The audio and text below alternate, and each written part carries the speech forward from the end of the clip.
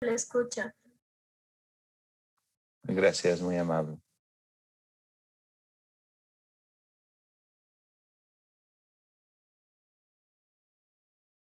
Bien, vamos a continuar con nuestro trabajo dentro de lo que es la parte de diseño metodológico. Vamos a recordar un poquito lo que hemos estado revisando en la parte del enfoque. Hemos visto también tipos de investigación. Hemos visto los niveles de investigación, los cuales debemos tomar en cuenta hasta qué profundidad vamos a llegar. Sí, los análisis van a ser bastante más interesantes y también munidos de muchas otras herramientas. No solamente vamos a ver aspectos descriptivos. Bien, ahora nos va a tocar ver lo que es el manejo del diseño de acuerdo al tiempo de la ocurrencia de lo que estamos queriendo observar y en qué momento se va a registrar la información. Este es un hecho muy interesante, perdón, debido a que nos va a permitir realmente darnos cuenta en qué momento del tiempo vamos a estar trabajando con el poder recoger sobre todo la información y el procedimiento que vamos a ir empleando.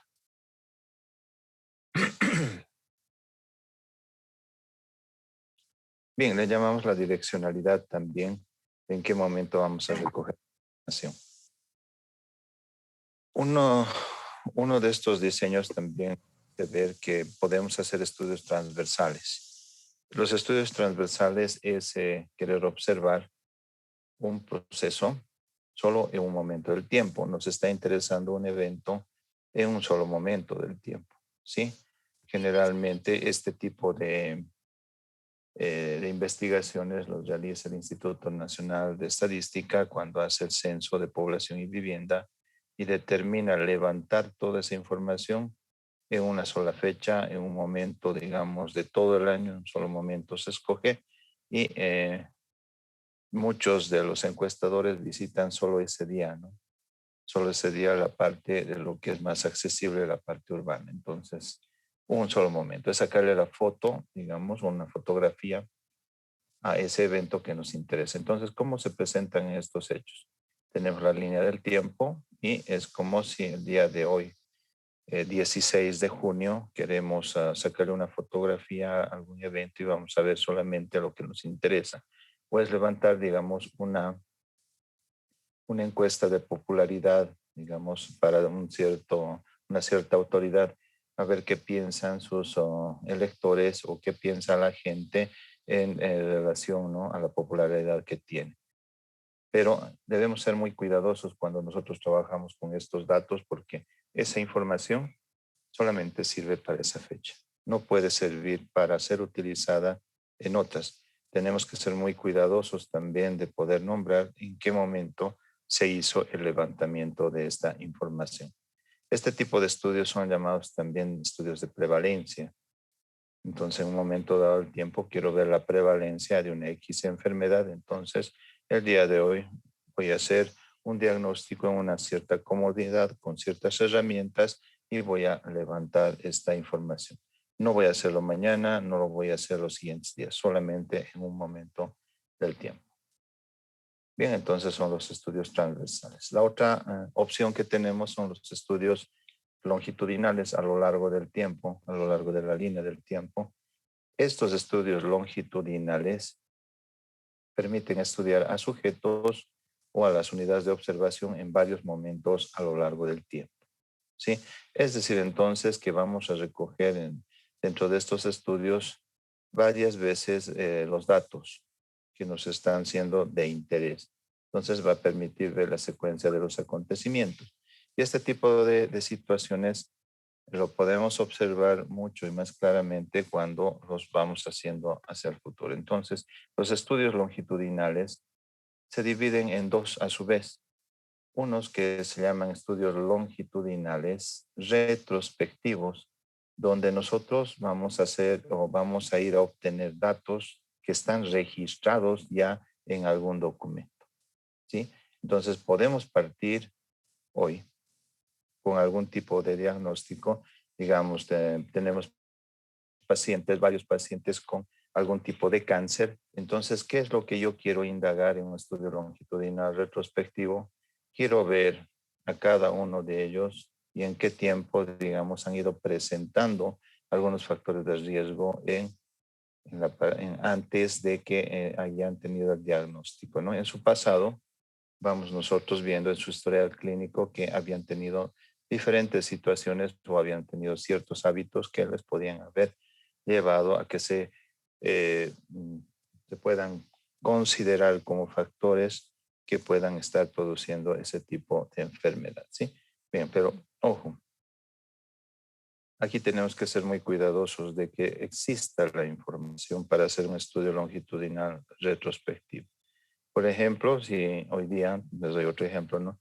Hoy día comienzo a ver que tengo una gran cantidad de niños que han nacido en diferentes hospitales y maternidades, varios niños con bajo peso al nacer, ¿no es verdad? Entonces, hoy 16 tengo todos esos reportes. Entonces, ¿qué es lo que quiero hacer?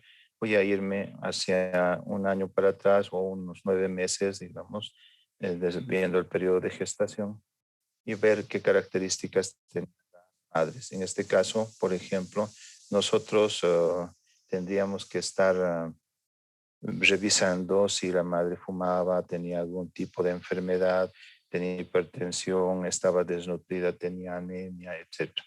Entonces, estas cosas son situaciones que nosotros podríamos tenerlas registradas en la historia clínica perinatal. Entonces, a partir de esto, nosotros ya podemos ver qué es lo que le puede haber causado, ¿no?, este tipo de situaciones. Otro tipo de estudio longitudinal es el estudio longitudinal prospectivo. Entonces los hechos se registran a medida que van ocurriendo. Un ejemplo que les puedo dar es lo que hacemos cotidianamente, ¿no? Y lo mantenemos como un estudio de una cierta cohorte de mujeres que el día de hoy, por ejemplo, tengo un reporte que se han diagnosticado embarazos positivos, varios de ellos, ¿no? Digamos más de 100.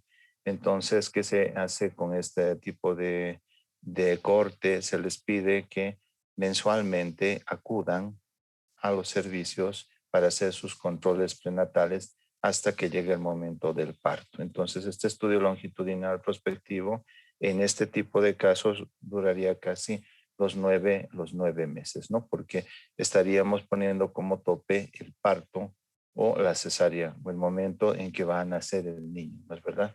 Bajo cualquier consideración. Pero de esa cantidad de mujeres que hemos tenido hoy, por ejemplo, de 100, por ahí muchas de ellas van teniendo sus controles, pero una parte de ellas se pierden. Otras han podido tener abortos, otras han tenido partos pretérmino, otras han llegado al parto y otras han tenido que un desenlace como es la cesárea, por ejemplo, ¿no? Entonces, en este sentido, podemos ver esa corte nosotros de poder eh, un poquito mostrar qué es lo que sucede dentro de todo ese periodo. Entonces es un estudio que va caminando y recolectando información hasta un cierto punto en que nosotros deberíamos marcar y terminar la investigación. Por otra parte, hay una situación en la que nosotros estamos, por ejemplo, ustedes son una corte de estudiantes que ingresan a la Facultad de Medicina. ¿Y qué es lo que ocurre? Les hacen una buena evaluación de entrada. Algunos de ustedes tienen algunas enfermedades y algunos indicios de otras situaciones, ¿no es verdad? Entonces, hasta que ustedes puedan salir, digamos, a los 5 años de la carrera de medicina, entonces estaríamos haciéndoles cada 6 meses una revisión médica. Y en el momento en que ustedes egresen, que no van a ser todos, posiblemente porque varios de ustedes pueden haber cambiado de universidad, haber congelado, se han retirado, etcétera, unas ciertas situaciones que se presentan, pero ¿qué es lo que pasa en el sistema de salud? Que ustedes mismos pueden haber presentado otro tipo de enfermedades más. Entonces son situaciones en las que empezamos a trabajar y vemos, ¿no?, qué pasa en el futuro. Entonces tenemos dos opciones de acuerdo al momento en que recogemos la información, recordando un poco ahí los estudios transversales en un momento del tiempo, una sola vez, o los estudios longitudinales que pueden ser retrospectivos y los estudios longitudinales que pueden ser prospectivos. Entonces tenemos que ser muy cuidadosos del momento en el que vamos a elevar y levantar toda la información. Bien. Entonces un poquito viendo aquí en otro esquema, eh, hay un estudio que es el estudio transversal que se hace en el presente, ¿sí? Y debo recordarles algo nuevamente, es decir, ¿no? La información que se obtiene no les va a servir todo el tiempo, sino que solamente sirve para ese momento. Entonces yo no puedo utilizar de aquí a 3 meses la misma información. Puedo referenciar qué ocurrió en esa fecha, sí, pero no estoy seguro que haya cambiado. Puede haberse modificado, ¿sí? Los estudios longitudinales, por una parte, son retrospectivos que se realizan en el pasado con información que está registrada y sobre todo tiene que haber buena información. Y estudio longitudinal prospectivo que caminamos con nuestro grupo o unidades de observación, caminamos hasta un cierto punto en el futuro para poderlos ir evaluándolos. Bien, tenemos ahora también un poco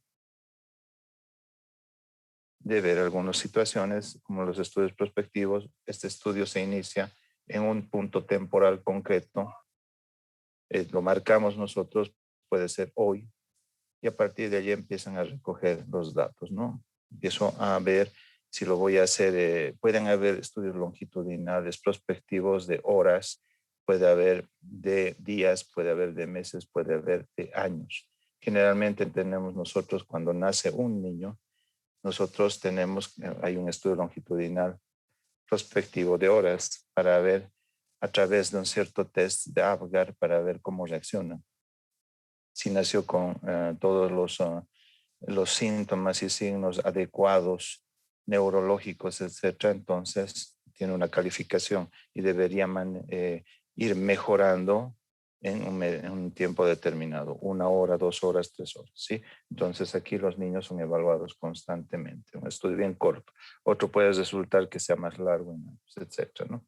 Y los estudios retrospectivos son eventos que generan los datos de las variables y ocurrieron antes del momento del estudio, entonces se recogieron con otro propósito, ¿no? Hablábamos del tema de cáncer, tenemos bastantes pacientes que están con cáncer y quiero ver en el pasado qué es lo que ha sucedido, cuáles son esos factores de riesgo.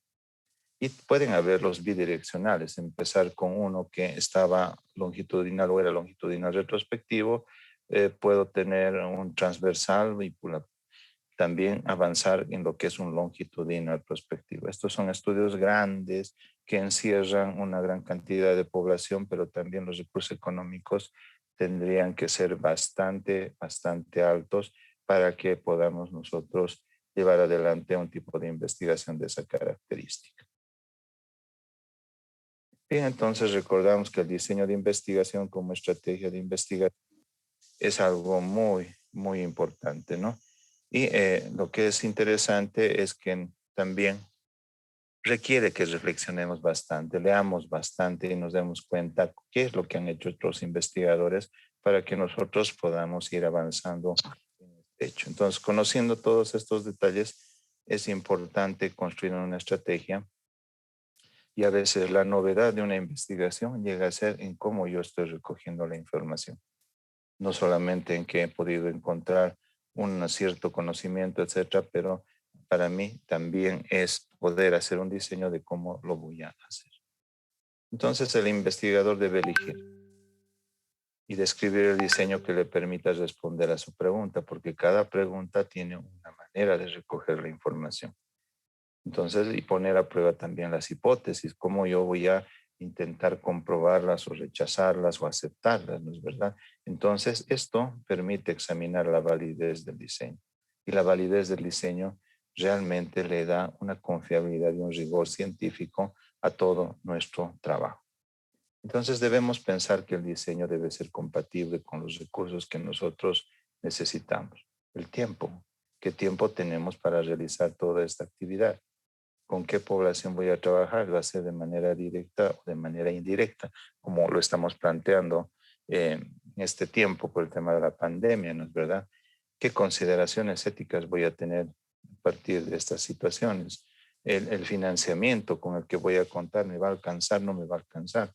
Entonces, lo que sí nosotros debemos tener mucho cuidado es que no debemos comenzar un proyecto creyendo que ajustes estadísticos posteriores vayan a suplir, ¿no? Datos que no han sido recogidos. Entonces, fíjense, si nosotros no hemos planteado bien nuestra pregunta, no hemos colocado y redactado adecuadamente lo que es nuestros objetivos y nuestra hipótesis, etcétera, no vamos a poder tener variables adecuadas y no vamos a recoger información que realmente sea valedera. Nos vamos a dar cuenta al final que nos faltaba algo y ya no podemos volver atrás. ¿Por qué? Porque nuestra población por ahí ya no va a ser accesible. Es decir, no la vamos a encontrar. Entonces hay que pensar muy bien esta situación y no estar tratando de improvisar, ¿no? Si ustedes se han dado cuenta, entonces tenemos una manera de caminar bastante minuciosa y muy cuidadosa. Entonces el tiempo empleado en diseñar un estudio se va a ver recompensado cuando el estudio ha finalizado. Entonces es un gran trabajo. Si le has puesto todo el esfuerzo, de seguro que es un gran trabajo. Un poquito viendo lo que son los estudios científicos, recordando ahí los estudios observacionales, veíamos, ¿no es verdad? Y los estudios experimentales. Dentro de los estudios observacionales están los descriptivos y analíticos. En los descriptivos hablábamos de los estudios de prevalencia e incidencia que ustedes están empezando a querer desarrollar. Hay el otro nivel, los analíticos, que estudian los cohortes, estudios longitudinales, ¿no? Retrospectivos o los prospectivos. Y en la parte experimental, nosotros trabajamos con ensayo clínico que pueden y deberían ser controlados a simple ciego, doble, triple ciego, etcétera, ¿no? Estos son métodos para que nosotros no cometamos errores en lo que estamos haciendo, pero sí estamos atentos en que si hay un cambio que está ocasionando un daño, entonces podamos nosotros hacer una intervención y retirar a la persona o manejar adecuadamente nosotros estamos trabajando, ¿no es verdad? Eso es por lo que se llaman experimentos. Luego tenemos el ensayo clínico abierto, ¿no? Que esto lo van a trabajar seguramente en el nivel de cuarto curso. Hay pruebas de campo, hay cuáles experimentos o ensayos comunitarios o de intervención, ¿no? Lo que están haciendo las vacunas son experimentos y que a través de esto éticamente tienen que ser muy cuidadosos y tienen que ser lo más posible controlados para ver, ¿no? En este momento lo que están ya comenzando a liberar es la vacunación, por ejemplo, de los menores de edad. Entonces, en ese sentido, es necesario que hayan pruebas. Todavía no están encontrando, digamos, pruebas confiables para poder apoyar esto. No han probado todavía en ciertas edades qué es lo que puede producir las vacunas. Entonces, los estudios observacionales se caracterizan porque el investigador va a medir la enfermedad o la relación causa-efecto, no interviene y no manipula variables, ¿sí? Solo observa, recoge información, no modifica absolutamente nada. En cambio, en los experimentales, el investigador manipula la causa, reproduciendo bajo su voluntad la relación causa-efecto que quiere establecer. Y hablamos, por ejemplo, de los medicamentos, ¿no es verdad? Tratamientos. A algunos pacientes no les sienta bien la dosis que están manejando, sobre todo si hablamos de pacientes hipertensos, ¿no? Tenemos que buscarles los antihipertensivos más adecuados para cada persona. No para todos funciona el mismo medicamento, porque hay reacciones bastante notorias y muy fuertes, ¿no? Que molestan al paciente. Entonces, en ese sentido, vamos bajándole la dosis o vamos aumentando la dosis o finalmente cambiamos el antihipertensivo. Entonces, siempre estamos haciendo este tipo de actividades. Otro ejemplo, la efectividad de la vacuna de la gripe, ¿no? Esto está manejándose actualmente en todo lugar. Entonces, se puede estudiar mediante un ensayo clínico, ¿no? Yo asigno la vacuna a un grupo y lo comparo con otro para ver qué es lo que sucede. Personas que han enfermado versus aquellos que no han enfermado todavía. Entonces, vemos algunos detalles en la población. Entonces, vamos a tener que determinar cuántos sujetos vacunados van a presentar signos y síntomas de gripe. Pues sí, a veces se presenta, pero se los tiene que controlar. El ejemplo lo tenemos hoy en día, ¿no es verdad? Mucha gente que se está vacunando o ha enfermado, o otros han tenido algunos síntomas, los han pasado y otros no han tenido absolutamente nada. Entonces, están viendo que cada cuerpo es totalmente diferente. Entonces, si hablamos de un estudio descriptivo netamente, un nivel de estudio descriptivo es aquel que va a describir solamente características generales de la distribución de un acontecimiento, enfermedad y en particular su relación con personas, su lugar y tiempo, permitiendo conocer problemas, necesidades que existen y también generar nuevas hipótesis. Entonces, es una simple descripción, dice, ¿no? De un caso. Pongámonos lo que sucedió en Wuhan, China, ¿no es verdad? Aparecen los primeros pacientes con COVID. Nadie sabía que se trataba de esta enfermedad, pero ahí, ¿qué es lo que hacemos? Cuando el clínico observa síntomas y son particulares, los comienza a describir, comienza a colocar en la historia clínica o los va anotando en algún tipo de registro.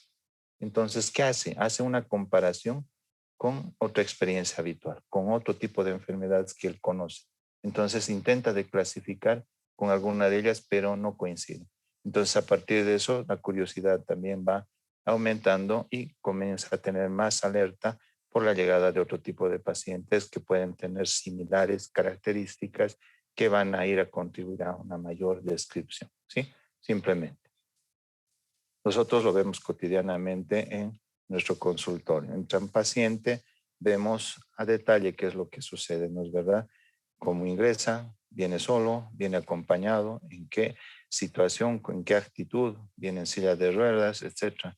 Cómo se sienta, cómo nos conversa, tiene alguna coloración de piel. Entonces, todo eso nosotros describimos y comenzamos a hacer asociaciones y comparaciones con lo que hemos aprendido de otras enfermedades.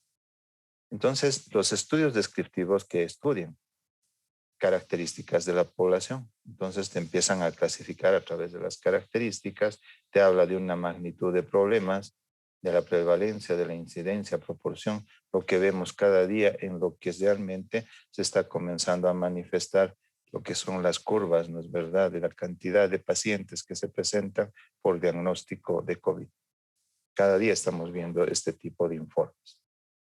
Luego hay factores asociados al problema, podemos verlo, ¿no? Alguna relación, pero no estamos nosotros afirmando de que realmente esto puede producir algún otro evento. Nos habla de condiciones de salud y vida de la población, permite describir las variables sociodemográficas que ustedes quieren estudiar. Los eventos epidemiológicos, sociológicos, educacionales, sobre todo ¿no?, que ha ocurrido con las clases presenciales que tenían algunas escuelas y niños donde varios maestros se han contagiado también, ¿no? No solo en este país, sino en otros también. Problemas administrativos, no contar con servicios adecuados, falta de equipos, no tiene la cantidad de dinero suficiente, nos faltan vacunas, etcétera, ¿no? Y sobre todo la opinión de las personas sobre diferentes temas también estamos contabilizando. Hay programas dentro de la televisión que hacen este tipo de encuestas, ¿no es verdad? Consultan un tema y otro y comienzan a cuantificar y a describir cuál es la opinión que pueden tener sobre un tema en particular.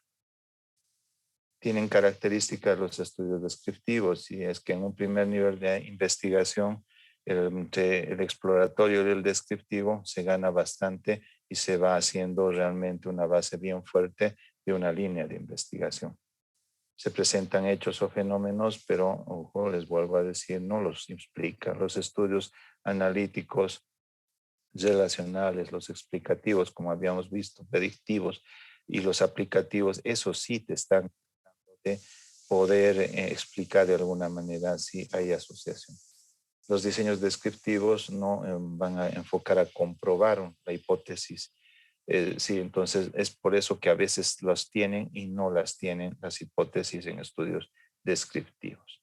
Y según las variables a estudiar, estos pueden ser transversales. Los estudios descriptivos pueden ser transversales, pueden ser longitudinales prospectivos y longitudinales retrospectivos dependiendo de lo que estamos indagando. Y los resultados que se pueden obtener es que nos permite caracterizar el problema con los estudios descriptivos, nos da una base para continuar con estudios descriptivos o también subir al siguiente nivel. Sugiere ver asociación de variables como punto de partida para estudios más profundos y da bases para plantear hipótesis que conduzcan a otras investigaciones, digamos, de mayor nivel de análisis. Entonces tienen limitantes también estos estudios. Solo busca describir fenómenos o situaciones y plantear posible relación entre las variables, ¿no? Posible relación. No tiene alcance para comprobar relaciones explicativas entre las variables. No hay esa fuerza que los estudios más altos, de nivel de análisis más alto, te lo van a dar. Y no permite hacer predicciones. Con estudios descriptivos no podemos hacer predicciones. Es realmente algo absurdo llegar a hacer este tipo de cosas con ese tipo de estudios. Bien, entonces vemos que la investigación descriptiva tiene un proceso donde nosotros describimos el problema, definimos y formulamos la hipótesis, vemos supuestos dentro de la hipótesis, hay un marco teórico que se trabaja, la selección de técnicas de recolección de datos, hay categorías de datos a fin de facilitar relaciones, hay verificación de validez del instrumento y hay descripción, análisis e interpretación de datos. Entonces, hay tipos de investigación descriptiva que se los voy a nombrar. Estudios tipo encuesta, generalmente se va haciendo esto. Estudios de interrelaciones, estudios de casos, estudios de correlación, que son muy interesantes, los vamos a ver nosotros, estudios de desarrollo y evaluación también, pero descriptivos. No salimos de este ámbito también. Entonces vemos que en los estudios descriptivos podemos hacer estudios de prevalencia, porque los estudios transversales nos llevan a este tipo de estudios, ¿no? Hablamos de diabetes mellitus, prevalencia de la diabetes mellitus, prevalencia de la hipertensión arterial, prevalencia de las dislipidemias, cardiopatías coronarias, colelitiasis, cáncer de vesícula biliar, el cáncer gástrico, cáncer de colon, el consumo de bebidas alcohólicas, tabaco, estupefacientes, etc. La prevalencia del VIH-Sida, ¿no? Enfermedades crónicas son las que generalmente nosotros estamos aquí tratándolas desde ese punto de vista de los estudios de prevalencia. Bien, permítanme.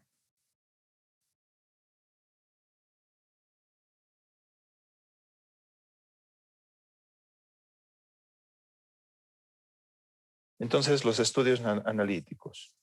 Hemos visto los descriptivos, ahora veremos los analíticos, o también llamados comparativos. Estos sí contrastan entre dos o más grupos con el propósito de que esa comparación sirva para comprobar una hipótesis para ver si ésta se acepta o se rechaza. Entonces, en estos estudios analíticos, la comparación es muy clara.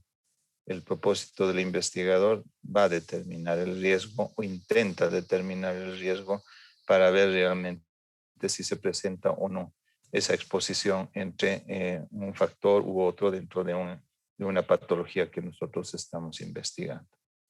Entonces, los estudios analíticos que investigan factores relacionados en un fenómeno o también entre variables. Aquí vemos, ¿no? Consumir tabaco y cáncer de pulmón, por ejemplo, ¿no?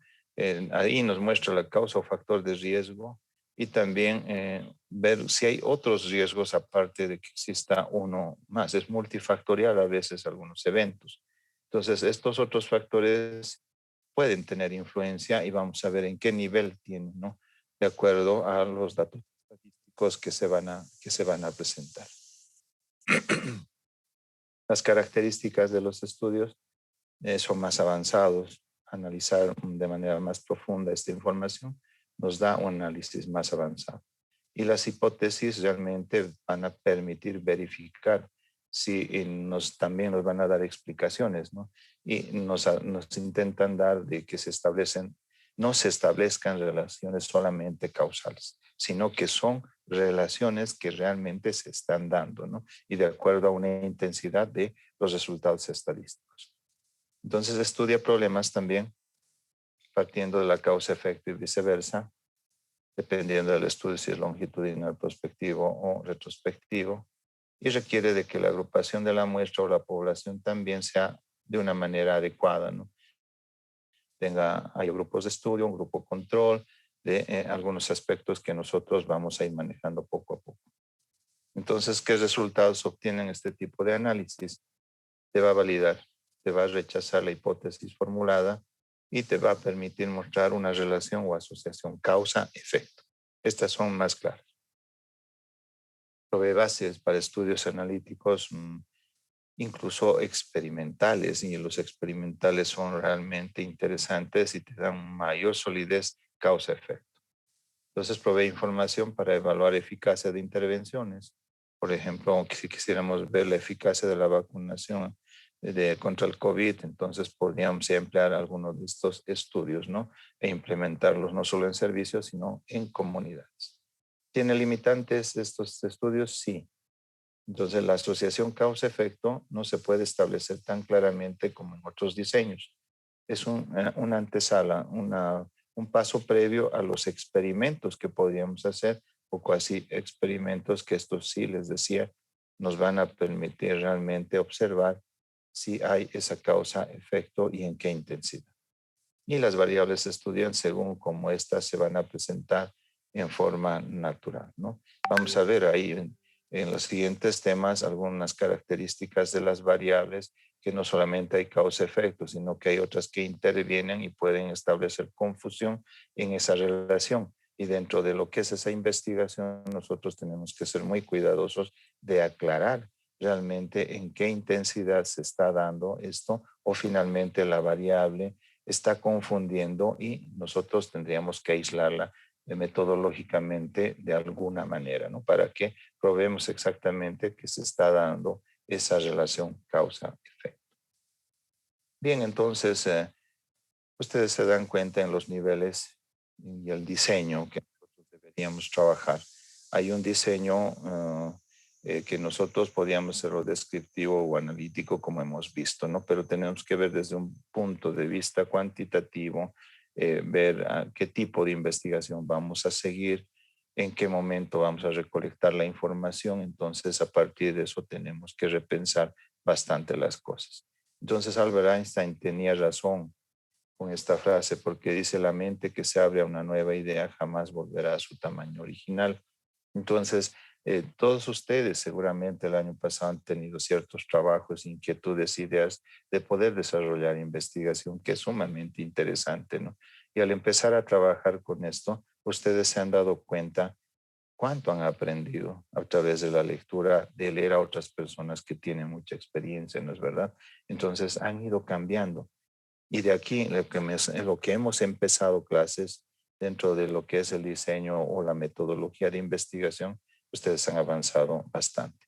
En la práctica a mí me sorprende cómo varias personas se expresan de una manera ya más adecuada, son muy puntuales, precisos, y algunos van corrigiendo sus propios errores. Esto es crecer, pero ya no van a poder volver a lo que eran antes. Entonces esto ya es evolucionar. Y esto sí realmente es grato, pero tienen que seguir un camino donde realmente los puedan guiar adecuadamente, ¿sí? Bien, entonces, hasta aquí quedamos con este tema. Hasta aquí vamos a dar el examen, y me gustaría en unos minutos más o hasta esta noche voy a subir diapositivas a mi campus para que ustedes puedan terminar de estudiar o comenzar de estudiar, no sé, pero ahí tienen todo el material aparte de lo que ya les he podido colocar, ¿sí? Entonces, estén atentos, son casi 12 documentos que les voy a colgar para que ustedes puedan ir revisando. Si tuviesen alguna consulta, adelante, por favor, tienen la palabra. Doctor, buenas noches. ¿A qué hora va a ser el examen? Gracias por tu pregunta. Sí, a las 9 de la mañana está fijado el día sábado, por favor. Días previos, espero el día viernes estarles ya comunicando algunos criterios que deben tomar en cuenta para poder ustedes ingresar al examen. Así que estén atentos, por favor. Pero el material estoy complementándolo, me dijeron diapositivas. Bueno, estoy subiendo mis diapositivas para que los puedan ir revisando, por favor. Doctor, Adelante. buenas noches. Disculpe, perdón. ¿Solo va a subir las diapositivas o también tiene videos de sus clases? Es una duda Está que todo. tenía. Está colgado eso ya en el campus hace más de un mes. Mis videos, están otros videos que son ejemplos, están documentos en PDF, entonces les va a servir bastante. Hay mucho material que tienen ahí, así que aprovechenlo, por favor. Está bien, doctor. Muchas gracias. Bien, entonces nos estaríamos viendo el día sábado. Por favor, esperen sus instrucciones el día viernes a través, la tienen en el chat, a través del chat nomás, y vamos a estar ya ultimando detallitos para que sea bastante ágil el examen que van a tener, ¿sí? Repasen, pero en la práctica ya han tenido bastante que decir y hacer, así que no se preocupen mucho, ¿ok? Muy bien, nos vemos entonces, que les vaya muy bien, que tengan un buen descanso. Cuídense, por favor. Hasta luego. Hasta luego, doctor. Muchas Hasta gracias. luego, doctor. Hasta luego. Hasta luego.